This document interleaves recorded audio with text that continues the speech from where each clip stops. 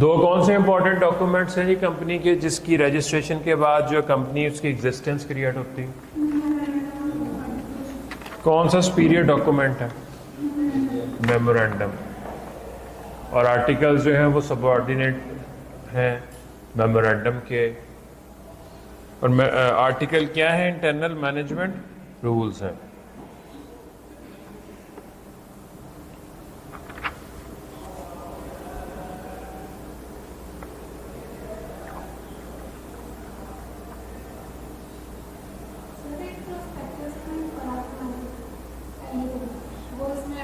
वो आएगा, वो लिस्टेड कंपनी जो है वो बताती है। लिस्टेड कंपनी जब शेयर्स लॉन्च करती है मार्केट में तो उसने प्रॉस्पेक्टस इशू करना होता है। देखें, कंपनीज की एग्जिस्टेंस क्रिएट होती है SECP में रजिस्ट्रेशन करवाने के लिए। वहाँ पे आपने मेमोरेंडम और आर्टिकल सबमिट करवाए। फिर अगर आपने जनरल पब्लिक से पैसे उठाने हैं, मसलन हम प्राइवेट कंपनी है, हम लोगों की अपनी ही इन्वेस्टमेंट, हम खुद ही मैनेज कर रहे हैं। फिर हम कहते हैं कि जनाब कंपनी को और बढ़ा लिया जाए, हर बंदा अपने मिलने वाले 5-5 दोस्त इन्वेस्टर ले आए। 5-5 लोगों को कायल करना या अपनी तरफ बुलाना या परसुएट करना आसान है, हम अपने तौर पे कर सकते हैं। जब जनरल पब्लिक, आम अवाम को आप अपने शेयर्स या डिबेंचर्स ऑफर करते हैं तो उसके लिए प्रॉस्पेक्टस, जिस तरह यूनिवर्सिटीज़ का प्रॉस्पेक्टस नहीं होता, प्रॉस्पेक्टस छाप दिया जाता है कि आपने प्रॉस्पेक्टस में क्या इंफॉर्मेशन होती है? पास्ट की परफॉर्मेंस एंड फ्यूचर प्लान्स। अच्छा, ये याद रखें कि आप पब्लिक लिस्टेड कंपनी, हो सकता है कि हम पहले प्राइवेट कंपनी थे, फिर पब्लिक में कन्वर्ट हुए, फिर आहिस्ता आहिस्ता 20 साल के बाद हमारा अवाम में ट्रस्ट क्रिएट हुआ। अवाम से पैसे इकट्ठे करने को आसान काम है, अवाम इन्वेस्टमेंट आराम से कर देती है, क्रेडिबल कंपनीज में ही करती है ना। 20 साल के बाद अब हम कहते हैं कि भाई साहब अब हम अवाम से पैसा इकट्ठा करते हैं, स्टॉक एक्सचेंज पे लिस्ट करवा देते हैं। ये भी सिनेरियो हो सकता है। ये भी सिनेरियो हो सकता है कि भाई साहब ऑलरेडी एक मार्केट में बड़ी कंपनी है, लिस्टेड कंपनी के तौर पे, वो एक और कंपनी लॉन्च कर रही है और वो डायरेक्टली अवाम से पैसे इकट्ठे कर रहे हैं। लेकिन इन्वेस्टर्स को पता होता है कि जी इस कंपनी के पीछे कौन है। मसलन MCB वाले जो हैं, UBL वाले जो हैं, यूफोन वाले, इनकी कोई और कंपनी लॉन्च हो जाती है, हमें पता है इसके पीछे मैनेजमेंट कौन सी है, तो जो लोग इन्वेस्ट करने वाले हैं वो मैनेजमेंट को या कंपनी की क्रेडिबिलिटी को देखते हुए इन्वेस्टमेंट करते हैं। तो वो हो सकता है कि वो पहले फेज में ही लिस्टेड कंपनी के तौर पे लॉन्च कर दें। बाज़ औक़ात आपको लिस्टेड कंपनी बनाने में टाइम लगता है, बाज़ औक़ात आपकी क्रेडिबिलिटी ऑलरेडी मार्केट में एग्जिस्ट करती है, तो आप फर्स्ट इंस्टांस में ही जनाब पहली दफ़ा में ही एक लिस्टेड कंपनी लॉन्च कर देते हैं मार्केट। अच्छा, प्राइवेट कंपनी कभी भी पब्लिक लिस्टेड नहीं हो सकती, पब्लिक ही पब्लिक लिस्टेड होगी।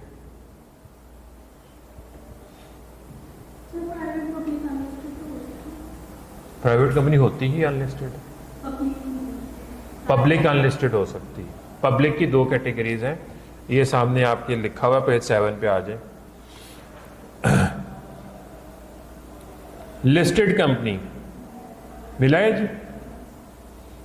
Listed company means a public company, body corporate और any other entities whose securities are listed on stock exchange, whose securities are listed. Securities को underline करके इसके साथ लिखें, सिक्योरिटीज में शामिल होते हैं shares and debentures.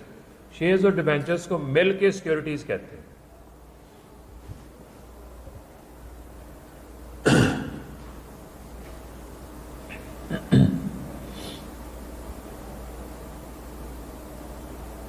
Company list नहीं होती स्टॉक एक्सचेंज पे, उसकी क्या लिस्ट होती हैं? सिक्योरिटीज। एग्जाम्पल पढ़े नीचे।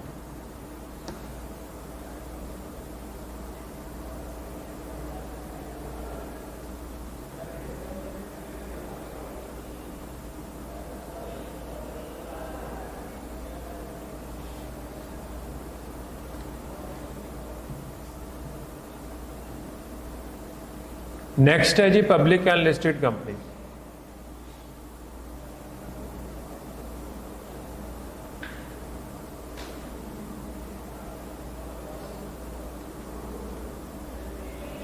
Public unlisted company have not made an offer of their shares to the general public, hence their shares are not traded on stock exchange.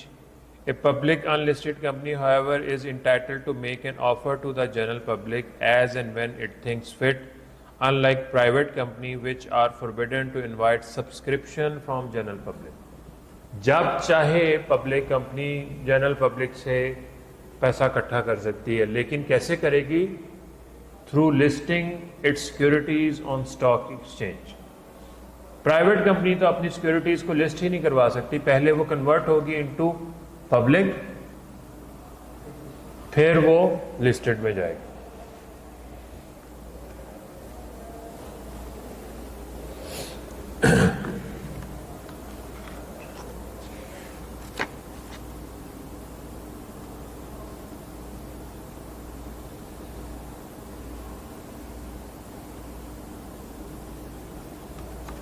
जब आपने ऊपर पब्लिक कंपनी की डेफिनेशन भी देख लें, public company means a company which is not a private company. Public company may और may not apply for listing on stock exchange. अगर उसने लिस्टिंग करवानी है तो वो लिस्टेड पब्लिक हो जाएगी, अगर नहीं करवाते तो अनलिस्टेड हो जाएगी। प्राइवेट कंपनी में के पास ये ऑप्शन अवेलेबल नहीं है।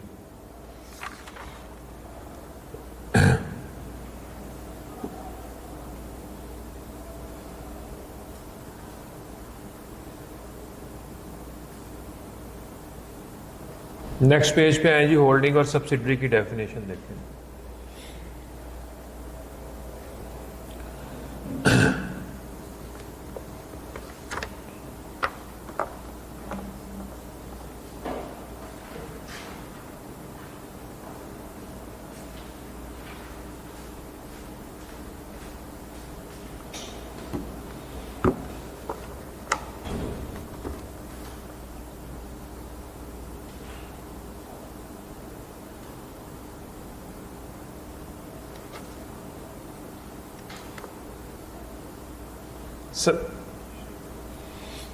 सब्सिडरी कंपनी की डेफिनेशन देखें। सब्सिडरी कंपनी और subsidiary in relation to any other company that is holding company means a company in which holding company controls the composition of the board और exercises और control more than half of its voting securities either by itself or together with more of its subsidiary companies.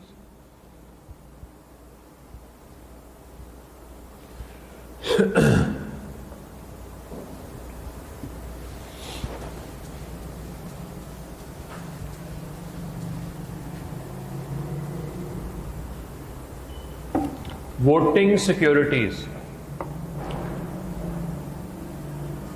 Voting securities का मतलब है कि आपके पास company के वो shares हैं जिसके साथ वोट्स अटैच्ड हैं। इसका मतलब है कि कुछ ऐसे शेयर्स भी होते हैं जिसके साथ वोट्स अटैच नहीं होते।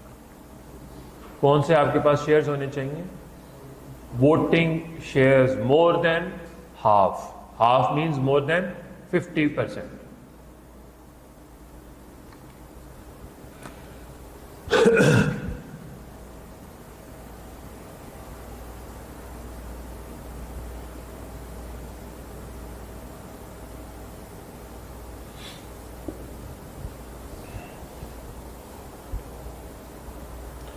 कंपनी बी के मोर देन 52% शेयर्स जो हैं, वोटिंग शेयर्स जो हैं, वो कंपनी ए के पास है।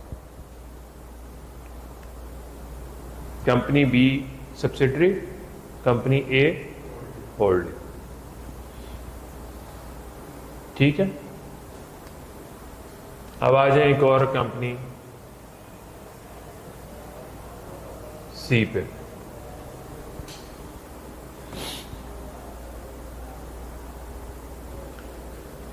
इसके पास इसके 30% शेयर्स हैं, इसके पास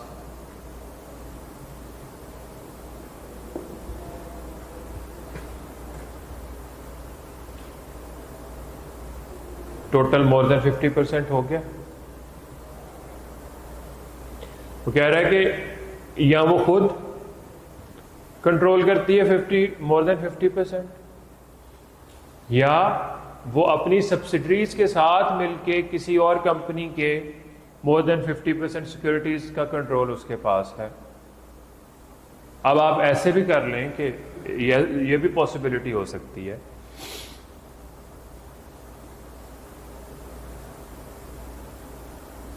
कंपनी डी भी कंपनी ए की सब्सिडरी है, ये भी इसकी सब्सिडरी है, इसके पास 51% शेयर्स है।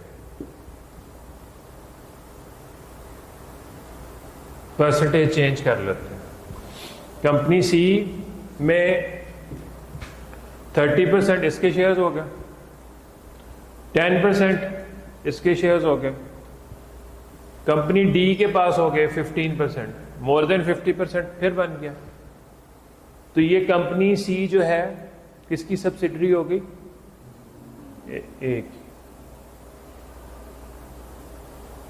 या उसने डायरेक्टली इन दो कंपनीज में वो डायरेक्टली मोर than 50% share holder, 50% voting securities की मालिक है, ये तो डायरेक्टली इसकी सब्सिडरी है। या वो अपनी सब्सिडरीज के साथ मिलके किसी एक और कंपनी में मोर देन 50% वोटिंग सिक्योरिटीज उसके पास हैं, तो सी भी कंपनी ए की सब्सिडरी है।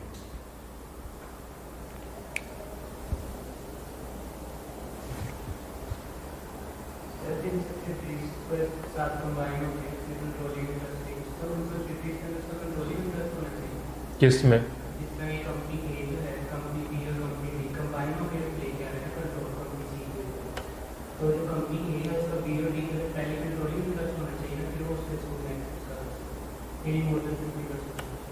और भी कंट्रोलिंग इंटरेस्ट किस तरह हो सकता है? कंट्रोलिंग इंटरेस्ट आपका इस तरह हो सकता है कि जनाब controls the composition of the board. Controls the composition of the board का मतलब ये है कि बोर्ड ऑफ डायरेक्टर्स की मेजॉरिटी ऑफ डायरेक्टर्स को आप अपॉइंट या रिमूव कर सकते हैं। इसका क्या मतलब है? कंपनी ए, कंपनी बी, कंपनी ए की इन्वेस्टमेंट जो है वो सिर्फ 25% शेयर्स की है बी में, लेकिन इनका एक अलग से एक एग्रीमेंट होता है और वो कंपनी बी इसको ये इख्तियार दे देती है कि बोर्ड ऑफ डायरेक्टर्स की मेजॉरिटी को कंपनी ए अपॉइंट भी कर सकती है, रिमूव भी कर सकती है। तो तब भी इनका रिलेशनशिप होल्डिंग और सब्सिडरी का है।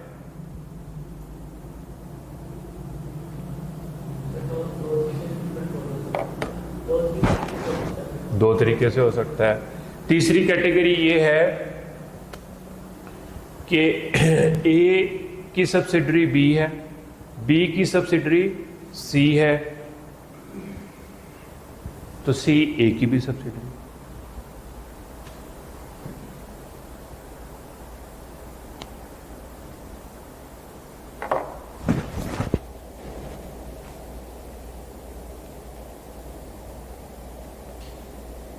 तीन सिनेरियोज बताए हैं आपको। या तो आपके पास more than 50% voting securities directly हैं आपके पास, या आपकी दूसरी सब्सिडरीज के साथ मिलके किसी और कंपनी की मोर देन 50% सिक्योरिटीज है, या आपके पास वोटिंग सिक्योरिटीज कम है आपने एक एग्रीमेंट किया जिससे आपने क्या किया, बोर्ड ऑफ डायरेक्टर्स की कंपोजिशन पे आपका कंट्रोल हो गया। ठीक है, यहाँ थर्ड सिनेरियो वो।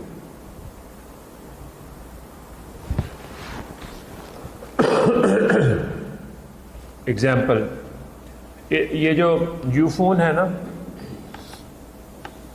या पीटीसीएल है, इसमें मेरा ख्याल 52% शेयर्स हैं गवर्नमेंट ऑफ पाकिस्तान के, 48% शेयर्स हैं एतिसलात के, यूएई के, लेकिन मैनेजमेंट एतिसलात के पास, बोर्ड ऑफ डायरेक्टर्स की कंपोजिशन पे कंट्रोल किसका, एतिसलात के पास। शेयर होल्डिंग हमारे पास ज़्यादा, लेकिन हमने चूँकि सरकारी तौर पे कंपनीज जो हैं हमारी या जो अदारे हैं वो तबाह हो रहे होते हैं ना मैनेजमेंट की वजह से, तो मैनेजमेंट किसको दे दी गई है, एतिसलात। पीआईए के बारे में भी यही सोचा जा रहा था कि पीआईए को भी इसी तरह बेच दिया जाए।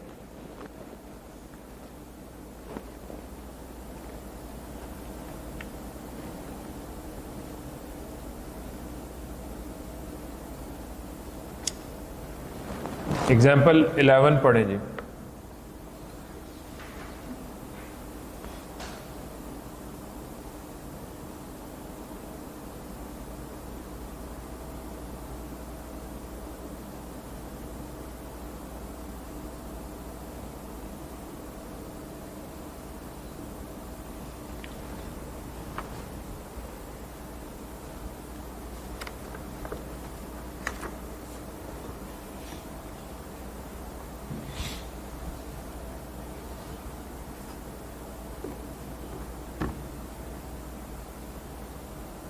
पढ़ लिए, प्रैक्टिस क्वेश्चन 3 देखें नेक्स्ट पेज।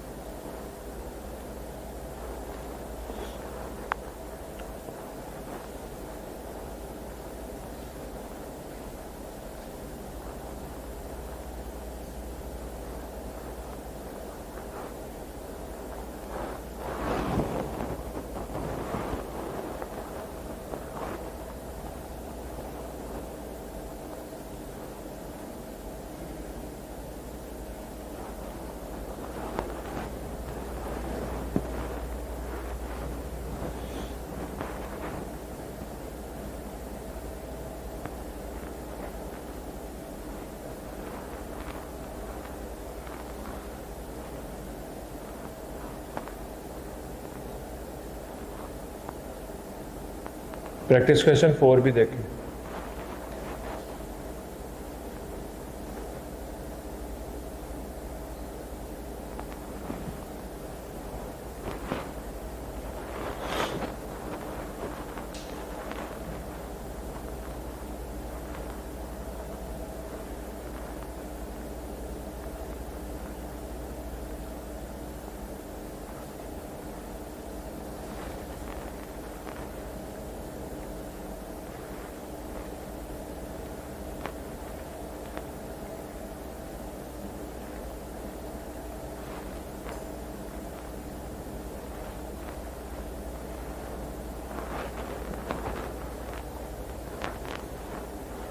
ठीक है, सारी चीज़ों की आ गई example.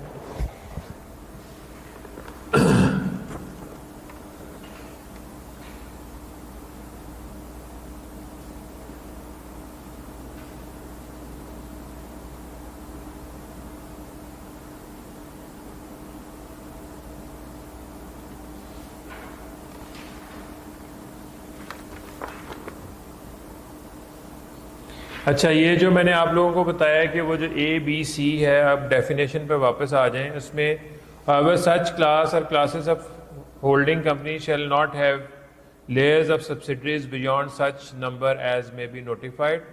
For the purpose of above meaning of subsidiary company, a company shall be deemed to be subsidiary of holding company even if The control referred in subsection A or subclause B is of another company, subsidiary company of the holding company. ये वाले scenario की बात की जा रही है.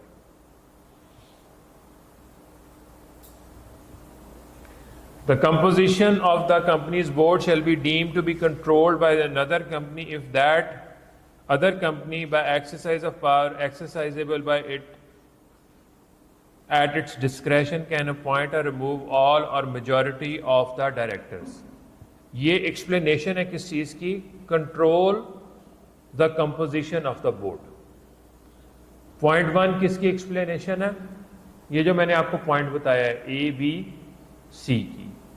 वो कह रहा है कि ऊपर जो पॉइंट A और B लिखे हुए हैं उसके थ्रू अगर B और C का लिंक पॉइंट A के थ्रू है या B के थ्रू है, मसलन ये होल्डिंग है और ये उसकी सब्सिडरी है, या ये उसको बोर्ड की कंपोजिशन को कंट्रोल करती है, या मोर देन 50% वोटिंग सिक्योरिटीज इसके पास हैं और यही लिंक इसका ऊपर भी है किसी भी तरह, तो ऑटोमेटिकली ये भी उसकी सब्सिडरी बन गई.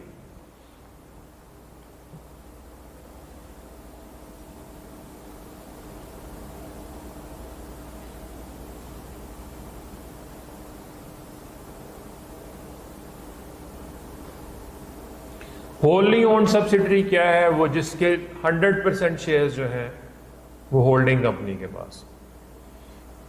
नीचे जो डेफिनेशन लिखी हुई है देखें इसको.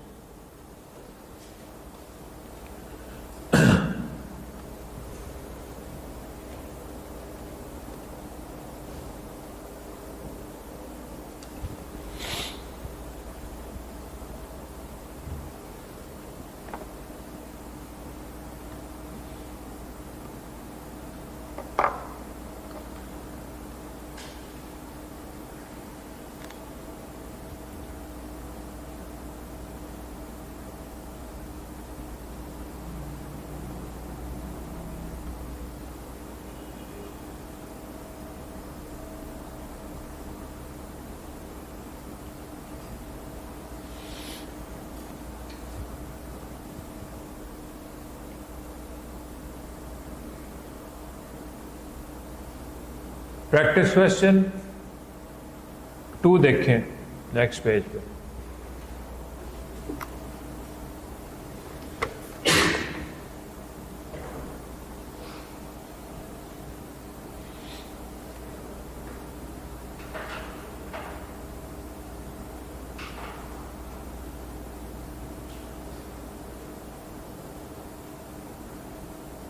एक शेयर के एक से ज्यादा मालिक भी हो सकते हैं,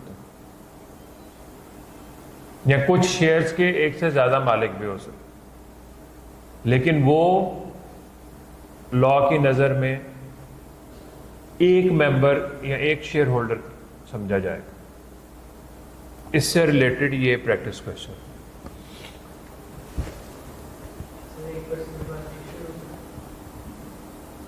एक से ज्यादा भी हो सकते, हजारों हो सकते हैं. यहां पे अगर आप जरा ये प्रैक्टिस क्वेश्चन 2 में देखें, जॉइंट शेयर होल्डिंग पता नहीं कितने लाख शेयर्स है, हेल्ड बाय 4 मेंबर्स जॉइंटली.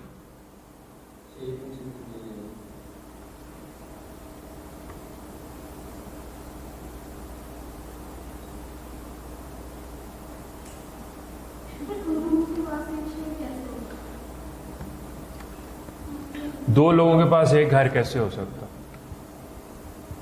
2 लोग एक घर के मालिक हो सकते हैं? तो मुझे ये बताएं कि एक बाप के पास एक शेयर था, उसकी डेथ हो गई है, उसके आगे से 2 बेटे हैं, तो किन को ट्रांसफर होगा वो शेयर?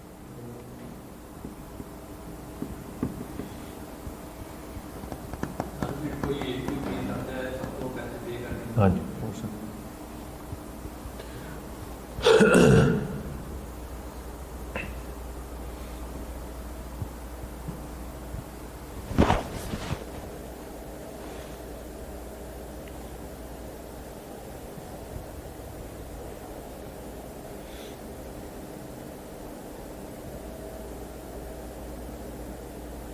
ये जो ऑनलाइन पोर्टल्स बच्चे एक से ज्यादा खरीद रहे हैं, वो खरीद नहीं रहे.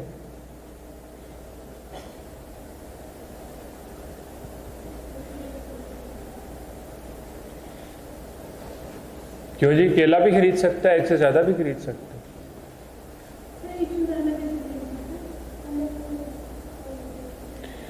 देखिए अगर 25,000 का पोर्टल मिलता है तो 4 लोग कंट्रीब्यूट करके खरीद लें, सब अपने सबको उसकी पासवर्ड की एक्सेस हो आपस में। आपको पता ही नहीं था।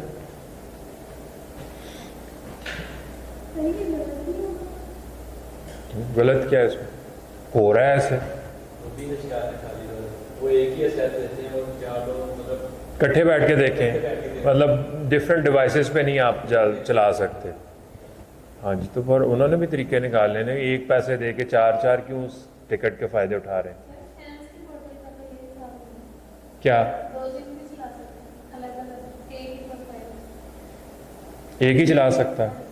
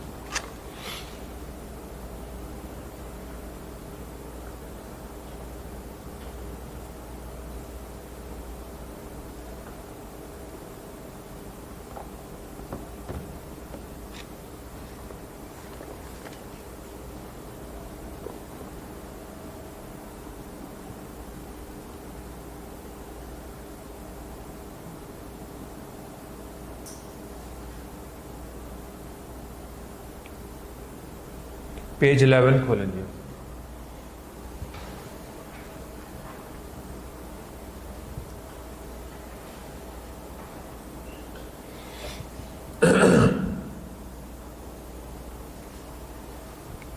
बोर्ड की definition in relation to a company means board of directors of the company. बहरहाल ये कभी भी नहीं आई लिखने में, वैसे उन्होंने हर चीज़ को एक्सप्लेन किया हुआ। नेक्स्ट है जी मेंबर्स की definition important. The subscribers to the memorandum of association are deemed to have agreed to become members of the company and become members on the registration. Subscribers of memorandum of association कौन लोग हैं? ये initial share holders हैं जिन्होंने memorandum draft किया है।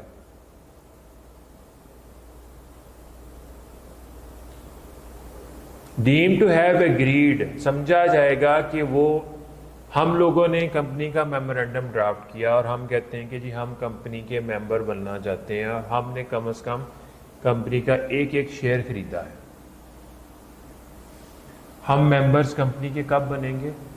जब वो मेमोरेंडम रजिस्टर हो जाएगा SECP में। जो ही वो रजिस्टर हुआ तो हम लोग क्या उसके कंपनी के मेंबर्स बन गए।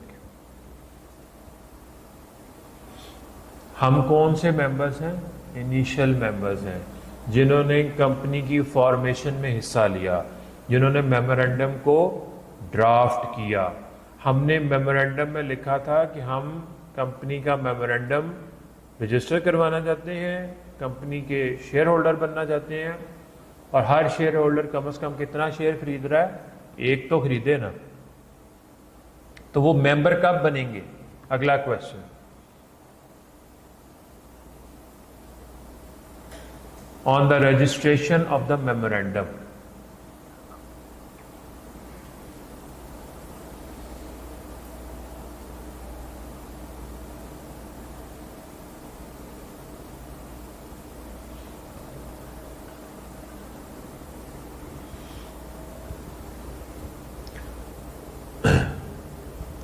अब हमने कंपनी को रजिस्टर करवा दिया, हम इनिशियल शेयर होल्डर्स थे।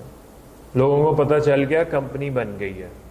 अब हम और लोगों को इनवाइट करते हैं कंपनी में शेयर्स खरीदें। अगला क्वेश्चन, अगला ए पॉइंट लिखा हुआ है, to whom is allotted or who becomes the holder of any class or kind of shares। Allotment का वर्ड किसके लिए आएगा? अलॉटमेंट का वर्ड उन शेयर होल्डर्स के लिए आएगा जो डायरेक्टली कंपनी से शेयर खरीदते हैं, उनको अलॉटमेंट होती है।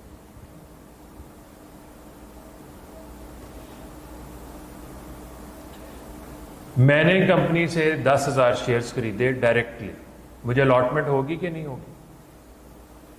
एडवर्टाइजमेंट ऑफ ये जो प्रॉस्पेक्टस होती है, ये ऑफर होगी कि इनविटेशन ऑफ एन ऑफर होगी? इनविटेशन। जो अप्लाई करता है कि मैंने शेयर्स खरीदने हैं, वो ऑफर कर रहा है कि एक्सेप्टेंस कर रहा है? ऑफर।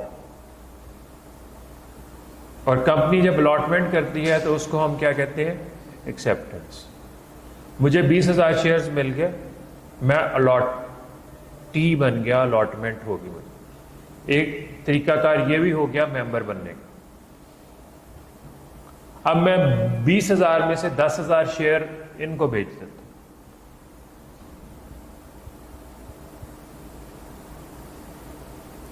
होल्डर का कॉन्सेप्ट आपने कहां पे पढ़ा है? Negotiable instruments. बेसिकली इस बंदे ने डायरेक्टली कंपनी से शेयर्स नहीं खरीदे, मेरे से ट्रांसफर पर, तो इसको हो ये भी मेंबर है कंपनी। कैटेगरीज को चले जाए। सब्सक्राइबर्स ऑफ मेमोरेंडम वो लोग हैं जिन्होंने कंपनी रजिस्टर करवाई और इनिशियल शेयर होल्डर्स बने। उसके बाद डायरेक्टली देखें, एक हाउसिंग सोसाइटी कटी बैरिया की या कोई भी सिटी हाउसिंग सोसाइटी, उसके 5,000 प्लॉट्स थे। हम सब ने अप्लाई किया, हमें डायरेक्टली वो प्लॉट्स मिल गए, तो हमें प्लॉट्स की अलॉटमेंट हो गई। 5,000 प्लॉट्स बिक गए। अब उन प्लॉट्स की बहुत डिमांड है, हर बंदा हमें कह रहा है जी बेचनी है प्लॉट, बेचना प्लॉट। हम में से जब आगे किसी को बेच देगा, अब वो डायरेक्टली हाउसिंग सोसाइटी से तो नहीं ना खरीद रहे, जिनके पास ऑलरेडी वहां के प्लॉट्स हैं उनसे खरीदे जा रहे हैं। इसी तरह आप समझ लें कि अलॉटमेंट ऑफ शेयर्स का क्या मतलब है?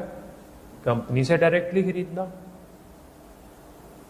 और फिर होल्डर का क्या मतलब है? फिर जिसके पास शेयर्स हैं उसने जब ट्रांसफर किए हैं। क्लास ऑफ शेयर्स का मतलब ये है कि आगे से डिफरेंट क्लासेस ऑफ शेयर्स आप क्रिएट कर सकते हैं। Ordinary share holders, reference share holders, ये आगे जाके आप पढ़ेंगे, उनके डिफरेंट राइट्स अटैच होते हैं। लॉ नहीं कहता कि आपने जरूर डिफरेंट काइंड्स या क्लासेस ऑफ शेयर्स क्रिएट करने हैं, लेकिन वो आपको इजाजत देता है कि आप ये कर सकते हैं। In relation to company not having a share capital, any person who has agreed to become a member of the company, जिस कंपनी का शेयर कैपिटल नहीं है, वो पर्सन जो उसका मेंबर बन गया वो मेंबर समझा जाएगा। किन कंपनीज का शेयर कैपिटल नहीं होता? कंपनी लिमिटेड बाय गारंटी की आगे से 2 कैटेगरीज हैं, having share capital and having no share capital.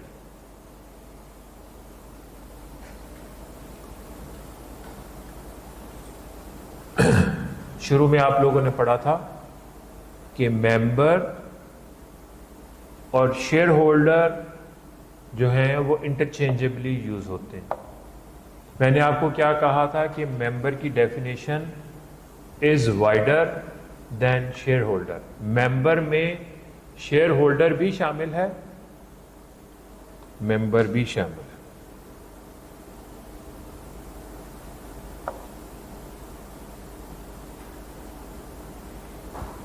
And whose names are entered in the register of members are members of the company।